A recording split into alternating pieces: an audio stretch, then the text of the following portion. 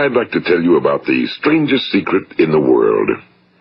Some years ago, the late Nobel Prize-winning Dr. Albert Schweitzer was being interviewed in London, and a reporter asked him, "Doctor, what's wrong with men today?" And the great doctor was silent a moment, and then he said, "Men simply don't think." It's about this that I want to talk with you. We live today in a golden age. This is an era that man has looked forward to, dreamed of, and worked toward for thousands of years. But since it's here, we pretty well take it for granted. We in America are particularly fortunate to live in the richest land that ever existed on the face of the earth, a land of abundant opportunity for everyone. But do you know what happens? Well, let's take 100 men who start even at the age of 25. Do you have any idea what will happen to those men by the time they're 65? These 100 men who all start even at the age of 25 believe they're going to be successful. If you asked any one of these men if he wanted to be a success, he'd tell you he did. And you'd notice that he was eager toward life, that there was a certain sparkle to his eye, an erectness to his carriage, and life seemed like a pretty interesting adventure to him. But by the time they're 65, 1 will be rich. 4 will be financially independent. 5 will still be working. 54 will be broke. Now think a moment. Out of the 100, only 5 make the grade. Now why do so many fail? What has happened to the sparkle that was there when they were 25? What's become of the dreams, the hopes, the plans? And why is there such a large disparity between what these men intended to do and what they actually accomplished?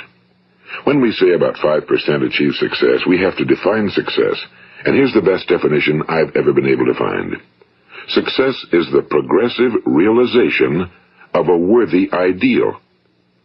If a man is working toward a predetermined goal and knows where he's going, that man is a success.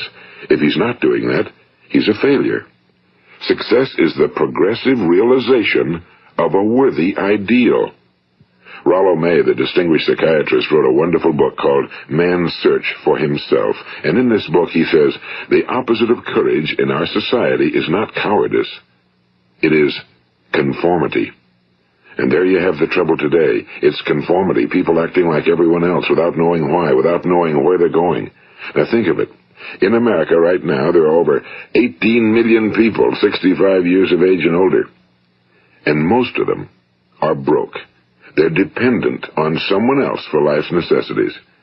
Now, we learn to read by the time we're 7. We learn to make a living by the time we're 25. Usually by that time, we're not only making a living, we're supporting a family. And yet, by the time we're 65, we haven't learned how to become financially independent in the richest land that has ever been known. Why? We conform. And the trouble is that we're acting like the wrong percentage group, the 95 who don't succeed. Now, why do these people conform? Well, they really don't know. These people believe that their lives are shaped by circumstances, by things that happen to them, by exterior forces. They're outer-directed people. A survey was made one time that covered a lot of men, working men, and these men were asked, "Why do you work? Why do you get up in the morning?" 19 out of 20 had no idea. If you ask them, they'll say, well, everyone goes to work in the morning, and that's the reason they do it, because everyone else is doing it. Now let's get back to our definition of success. Who succeeds? The only person who succeeds is the person who is progressively realizing a worthy ideal. He's the person who says, I'm going to become this, and then begins to work toward that goal. I'll tell you who the successful people are. A success is the school teacher who's teaching school because that's what he or she wants to do. The success is the woman who's a wife and mother because she wanted to become a wife and mother and is doing a good job of it. The success is the man who runs the corner gas station because that was his dream. That's what he wanted to do. The success is the successful salesman who wants to become a top-notch salesman and grow and build with his organization. A success is anyone who is doing deliberately a predetermined job because that's what he decided to do deliberately. But only 1 out of 20 does that. That's why today there isn't really any competition unless we make it for ourselves. Instead of competing, all we have to do is create. You know, for 20 years, I looked for the key which would determine what would happen to a human being. Was there a key I wanted to know which would make the future a promise that we could foretell to a large extent? Was there a key that would guarantee a person's becoming successful if he only knew about it and knew how to use it? Well, there is such a key, and I've found it. Have you ever wondered why so many men work so hard and honestly without ever achieving anything in particular, and others don't seem to work hard and yet seem to get everything? They seem to have the magic touch. You've heard them say that about someone. Everything he touches turns to gold. And have you ever noticed that a man who becomes successful tends to continue to become successful? And on the other hand, have you noticed how a man who's a failure tends to continue to fail? Well, it's because of goals. Some of us have goals, some don't. People with goals succeed because they know where they're going. It's that simple. Think of a ship leaving a harbor, and think of it with the complete voyage mapped out and planned. The captain and crew know exactly where it's going and how long it'll take. It has a definite goal. Now, 9,999 times out of 10,000, it will get to where it started out to get. Now, let's take another ship, just like the first, only let's not put a crew on it or a captain at the helm. Let's give it no aiming point, no goal, no destination. We just start the engines and let it go. I think you'll agree with me that if it gets out of the harbor at all, it will either sink or wind up on some deserted beach, a derelict. It can't go anyplace because it has no destination and no guidance, and it's the same with a human being. Take the salesman, for example. There's no other person in the world today with the future of a good salesman. Selling is the world's highest paid profession, if we're good at it and if we know where we're going. Every company needs top-notch salesmen, and they reward those men. The sky's the limit for them. But how many can you find? Someone once said the human race is fixed, not to prevent the strong from winning, but to prevent the weak from losing. The American economy today can be likened to a convoy in time of war. The entire economy is slowed down to protect its weakest link, just as the convoy had to go at the speed that would permit its slowest vessel to remain in formation. That's why it's so easy to make a living today. It takes no particular brains or talent to make a living and support a family today. So we have a plateau of so-called security, if that's what a person's looking for. But we do have to decide how high above this plateau we want to aim. Now let's get back to the strangest secret in the world, the story that I wanted to tell you today. Why do men with goals succeed in life and men without them fail? Well, let me tell you something which, if you really understand it, will alter your life immediately. If you understand completely what I'm going to tell you from this moment on, your life will never be the same again. You will suddenly find that good luck just seems to be attracted to you. The things you want just seem to fall in line, and from now on you won't have the problems, the worries, the gnawing lump of anxiety that perhaps you've experienced before. Doubt, fear, well, they'll be things of the past. Here's the key to success and the key to failure. We become what we think about. Now let me say that again. We become what we think about. Throughout all history, the great wise men and teachers, philosophers and prophets have disagreed with one another on many different things. It's only on this one point that they are in complete and unanimous agreement. Listen to what Marcus Aurelius, the great Roman emperor, said. A man's life is what his thoughts make of it. Disraeli said this, everything comes if a man will only wait. I've brought myself by long meditation to the conviction that a human being with a settled purpose must accomplish it, and that nothing can resist a will that will stake even existence for its fulfillment. Ralph Waldo Emerson said this, a man is what he thinks about all day long. William James said, the greatest discovery of my generation is that human beings can alter their lives by altering their attitudes of mind. And he also said, we need only in cold blood act as if the thing in question were real, and it will become infallibly real by growing into such a connection with our life that it will become real. It will become so knit with habit and emotion that our interest in it will be those which characterize belief. And he also said, if you only care enough for a result, you will almost certainly attain it. If you wish to be rich, you will be rich. If you wish to be learned, you will be learned. If you wish to be good, you will be good. Only you must then really wish these things and wish them exclusively, and not wish at the same time 100 other incompatible things just as strongly. In the Bible, you read in Mark 9:23, if thou canst believe, all things are possible to him that believeth. My old friend Dr. Norman Vincent Peale put it this way, this is one of the greatest laws in the universe. Fervently do I wish I had discovered it as a very young man. It dawned upon me much later in life, and I found it to be one of the greatest, if not my greatest discovery outside of my relationship to God. The great law, briefly and simply stated, is that if you think in negative terms, you will get negative results. If you think in positive terms, you will achieve positive results. That is the simple fact, he went on to say, which is at the basis of an astonishing law of prosperity and success. In 3 words, believe and succeed. William Shakespeare put it this way: our doubts are traitors and make us lose the good we oft might win by fearing to attempt. George Bernard Shaw said, people are always blaming their circumstances for what they are. I don't believe in circumstances. The people who get on in this world are the people who get up and look for the circumstances they want, and if they can't find them, make them. Well, it's pretty apparent, isn't it? And every person who discovered this for a while believed that he was the first one to work it out. We become what we think about. Now, it stands to reason that a person who's thinking about a concrete and worthwhile goal is going to reach it, because that's what he's thinking about, and we become what we think about. Conversely, the man who has no goal, who doesn't know where he's going, and whose thoughts must therefore be thoughts of confusion and anxiety and fear and worry, becomes what he thinks about. His life becomes one of frustration and fear and anxiety and worry. And if he thinks about nothing, he becomes nothing. Now, how does it work? Why do we become what we think about? Well, I'll tell you how it works as far as we know. Now, to do this, I want to tell you about a situation that parallels the human mind. Suppose a farmer has some land, and it's good fertile land. Now, the land gives the farmer a choice. He may plant in that land whatever he chooses. The land doesn't care. It's up to the farmer to make the decision. Now, remember, we're comparing the human mind with the land because the mind, like the land, doesn't care what you plant in it. It will return what you plant, but it doesn't care what you plant. Now, let's say that the farmer has 2 seeds in his hand. One is a seed of corn. The other is nightshade, a deadly poison.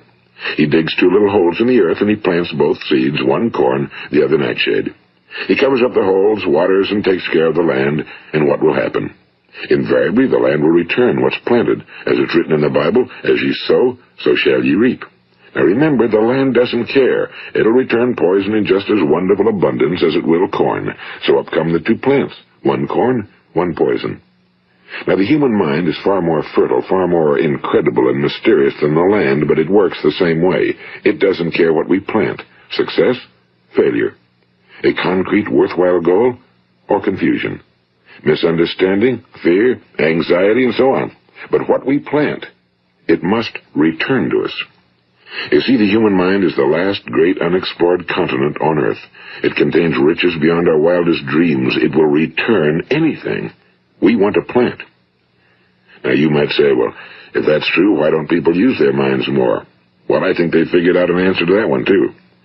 Our mind comes as standard equipment at birth. It's free, and things that are given to us for nothing we place little value on. Things that we pay money for, we value. The paradox is that exactly the reverse is true. Everything that's really worthwhile in life came to us free. Our minds, our souls, our bodies, our hopes, our dreams, our ambitions, our intelligence, our love of family and children and friends and country, all these priceless possessions are free.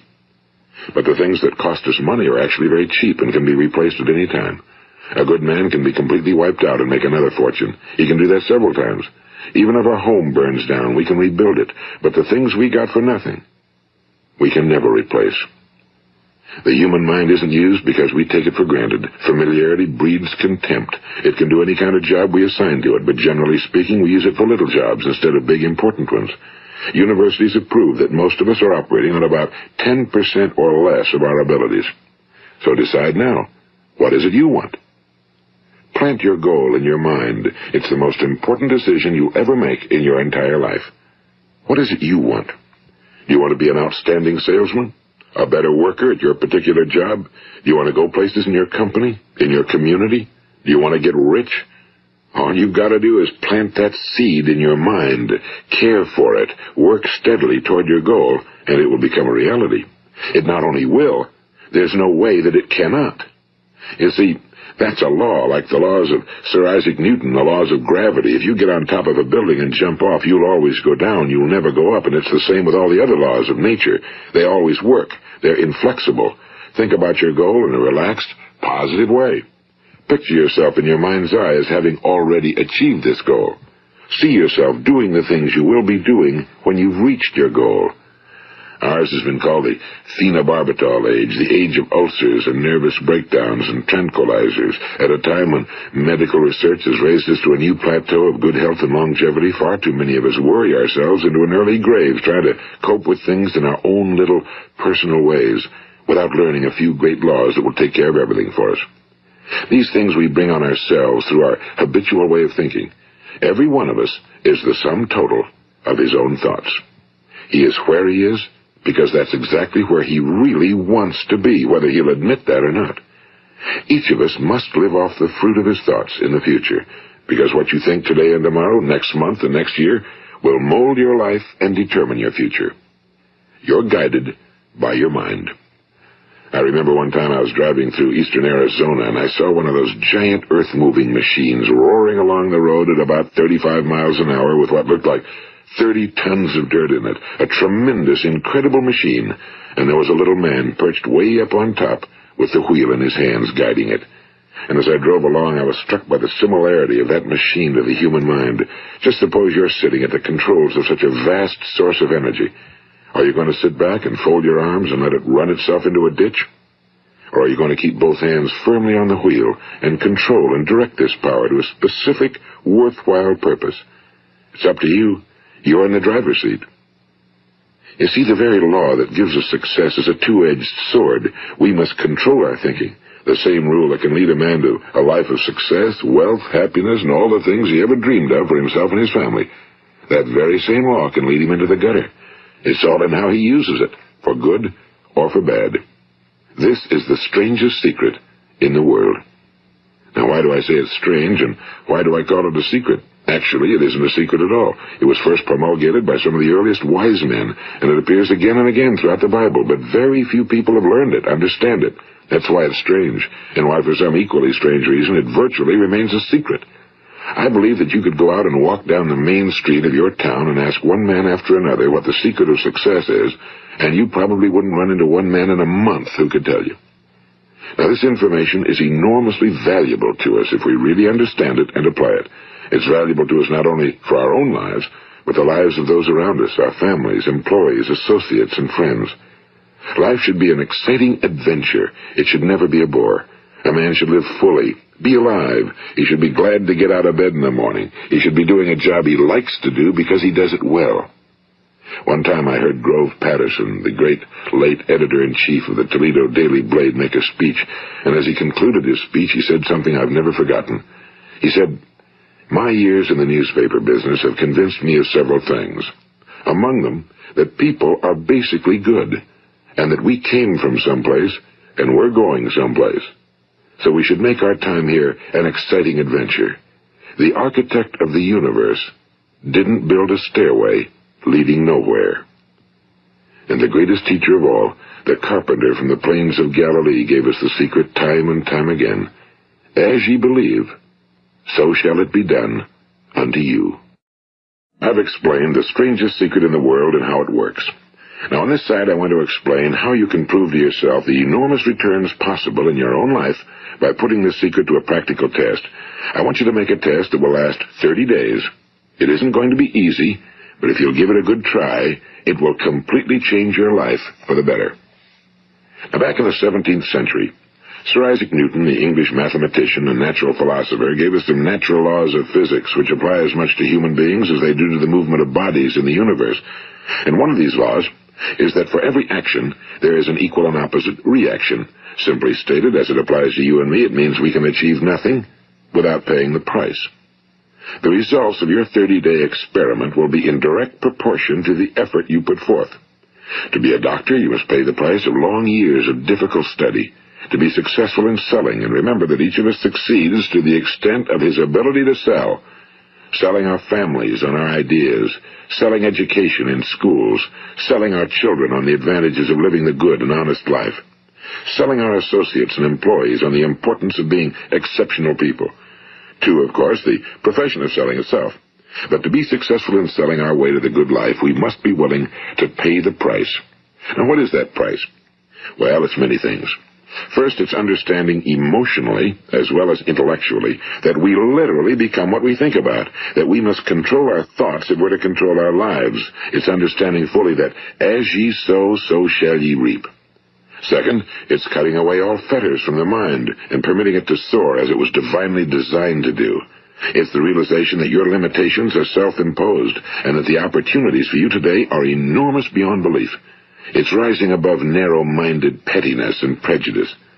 And third, it's using all your courage to force yourself to think positively on your own problem, to set a definite and clearly defined goal for yourself, to let your marvelous mind think about your goal from all possible angles, to let your imagination speculate freely upon many different possible solutions, to refuse to believe that there are any circumstances sufficiently strong to defeat you in the accomplishment of your purpose, to act promptly and decisively when your course is clear, and to keep constantly aware of the fact that you are, at this moment, standing in the middle of your own acres of diamonds, as Russell Conwell used to point out. And fourth, save at least 10% of every dollar you earn. It's also remembering that no matter what your present job, it has enormous possibilities, if you're willing to pay the price. Now let's just go over the important points in the price each of us must pay to achieve the wonderful life that can be ours. It is, of course, worth any price. 1. You will become what you think about. 2. Remember the word imagination and let your mind begin to soar. 3. Courage. Concentrate on your goal every day. 4. Save 10% of what you earn. And 5. Action. Ideas are worthless unless we act on them. Now, I'll try to outline the 30-day test I want you to make. Keep in mind that you have nothing to lose by making this test and everything you could possibly want to gain.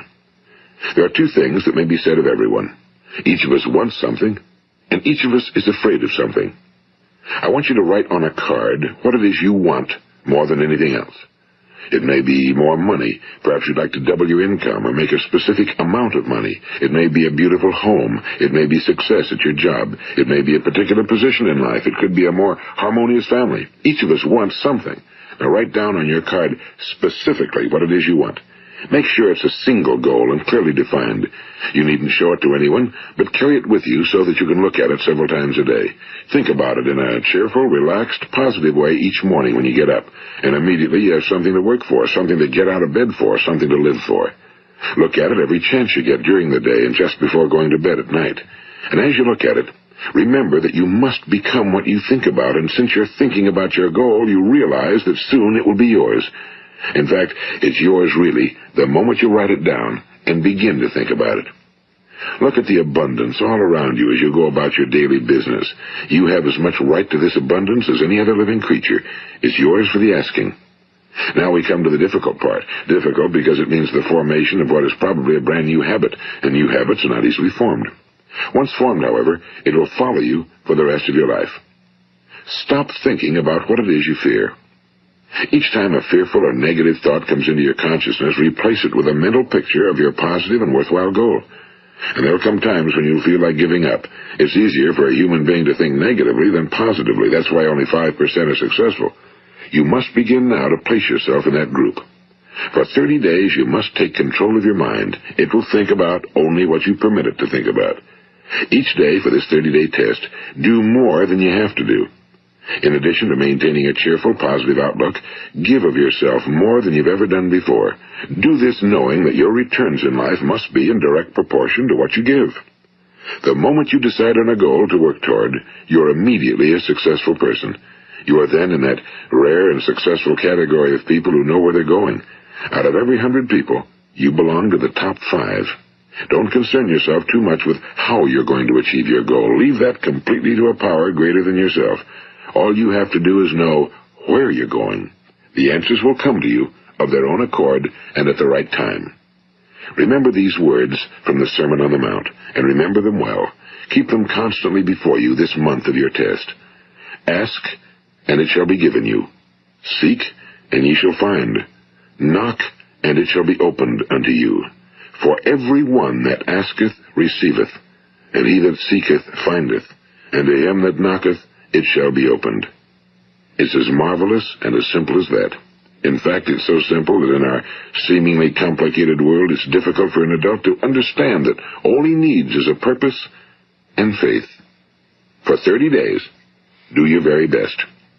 If you're a salesman, go at it as you've never done before, not in a hectic fashion, but with the calm, cheerful assurance that time well spent will give you the abundance in return you deserve and want.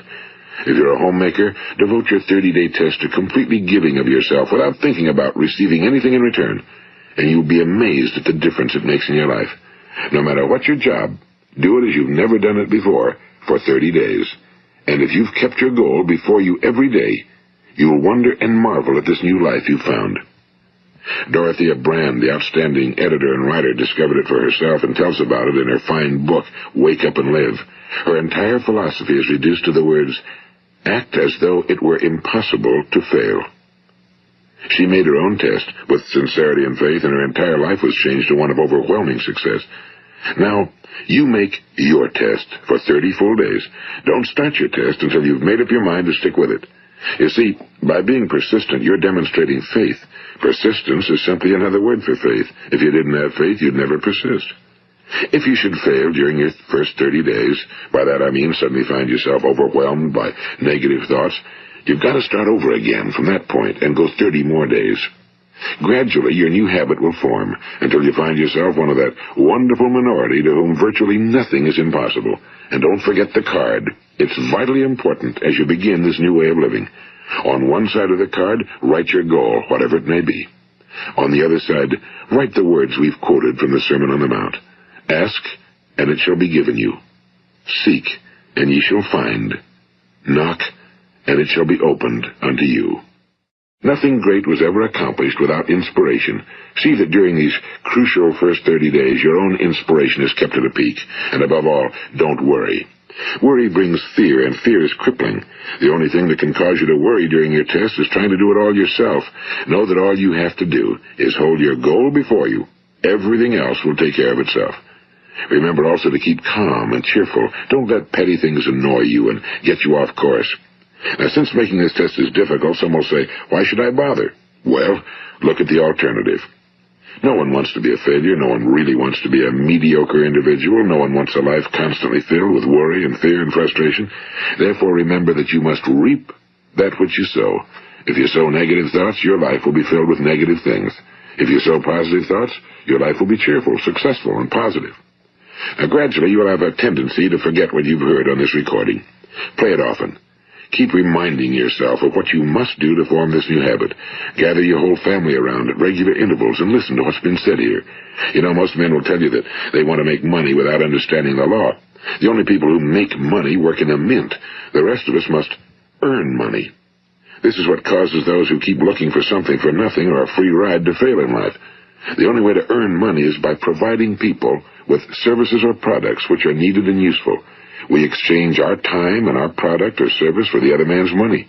Therefore, the law is that our financial return will be in direct proportion to our service. Now, success is not the result of making money.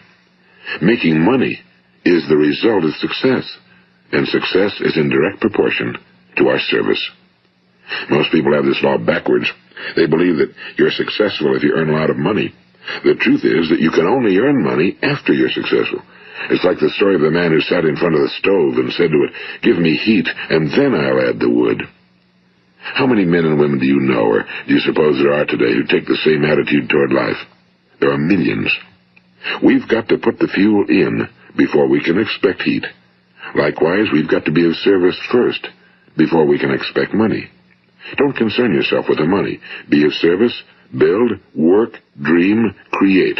Do this and you'll find there's no limit to the prosperity and abundance that will come to you. Prosperity, you know, is founded upon a law of mutual exchange. Any person who contributes to prosperity must prosper in turn himself. Sometimes the return will not come from those you serve, but it must come to you from someplace, because that's the law. For every action, there is an equal and opposite reaction. As you go daily through your 30-day test period, remember that your success will always be measured by the quality and quantity of service you render, and money is a yardstick for measuring this service. No man can get rich himself unless he enriches others. Now, there are no exceptions to a law. You can drive down any street in America and from your car estimate the service that's being rendered by the people living on that street. Had you ever thought of this yardstick before? It's interesting. Some, like ministers and priests and other devoted people, measure their returns in the realm of the spiritual, but again, their returns are equal to their service. Once this law is fully understood, any thinking person can tell his own fortune. If he wants more, he must be of more service to those from whom he receives his return. If he wants less, he has only to reduce his service. This is the price you must pay for what you want.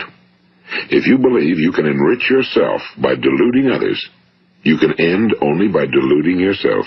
It may take some time, but just as surely as you breathe, you'll get back what you put out. Don't ever make the mistake of thinking you can avert this. It's impossible. The prisons and the streets where the lonely walk are filled with people who tried to make new laws just for themselves. We may avoid the laws of man for a while, but there are greater laws that cannot be broken. An outstanding medical doctor recently pointed out 6 steps that will help you realize success. 1. Set yourself a definite goal. 2. Quit running yourself down. 3. Stop thinking of all the reasons why you cannot be successful and instead think of all the reasons why you can. 4. Trace your attitudes back through your childhood and try to discover where you first got the idea you couldn't be successful, if that's the way you've been thinking. 5. Change the image you have of yourself by writing out a description of the person you would like to be. And 6. Act the part of the successful person you have decided to become. The doctor who wrote those words is a noted West Coast psychiatrist, Dr. David Harold Fink. Do what the experts since the dawn of recorded history have told you you must do. Pay the price by becoming the person you want to become. It's not nearly as difficult as living unsuccessfully. Make your 30-day test, then repeat it again, and each time it will become more a part of you until you'll wonder how you could ever have lived any other way. Live this new way and the floodgates of abundance will open and pour over you more riches than you may have dreamed existed. Money? Yes, lots of it. But what's more important, you'll have peace. You'll be in that wonderful minority who lead calm, cheerful, successful lives. Start today. You have nothing to lose, but you have a whole life to win. This is Earl Nightingale, and thank you.